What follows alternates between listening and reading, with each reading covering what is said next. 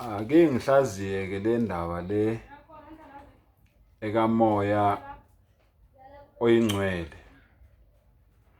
Njengoba kunalabo baba bamaNazaretha ababili engeke ngibabize ngamagama ngoba angisafuni ukubiza amagama abantu abathi ebuthathwini bikaNkuluNkulu umoya oyingcwele lo wokugcina ushembe. Ngikhuluma ngomoya oyingcwele ke manje nawe ke mbukeli uzobe usuyihlaziyela ukuthi ngabe iqiniso yini leli abalikhulumayo noma amampunge. Ngivulela incwadi kaMateyu 1. Mateyu 1 verse 18 ithi ukuzalwa kukaJesu Kristu kwabanje, unina wayemiselwe uMaria wayemiselwe uJosefa bengakahlangani, wafunyanwa ekhulelwe ngomoya oyingcwele. Uthi umbuzo wami, uMaria wayekhulelwe ushembe na? Right. Luka 1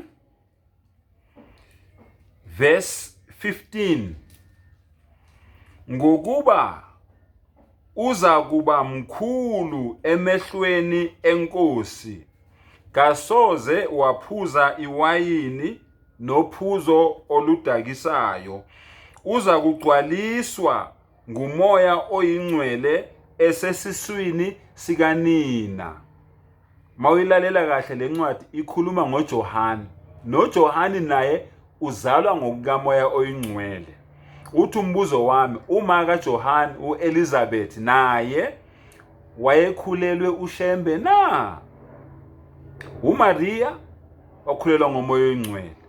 uElizabeth uma kaJohane naye wakhulelwa ngomoya oyingcwele. Ingabe uMaria wayekhulelwe ushembe na? Ingabe uElizabeth wayekhulelwe ushembe na? Siqhubeke siyeke encwadini kaJohane 16 iverse 13 asiqale ku12 ithi ngisenokuningi okukunitshela kodwa ningekuthwale manje, kepha nxa esefikile yena umoya weqiniso uza kuniholela kulo lonke iqiniso, ngokuba akayikukhuluma ngokwakhe kodwa lokho akuzwayo uyakukhuluma anibikele okuzayo. Uthi umbuzo, la kukhuluma manje uJesu, ingabe ukhuluma ngokuza kaShembe na? Umbuzo wami futhi loyo, lo Jesu lo ongumoya oyingcwele usekhuluma ngokuza kamoya oyingcwele futhi. Uthi mayeqhubeka uthi uyakungikhazimulisa mina ngokuba uyakuthatha kokwami anibikele khona. Konke uBaba anakho kungokwami, ngalokho ke ngithe uyakuthatha kokwami anibikele.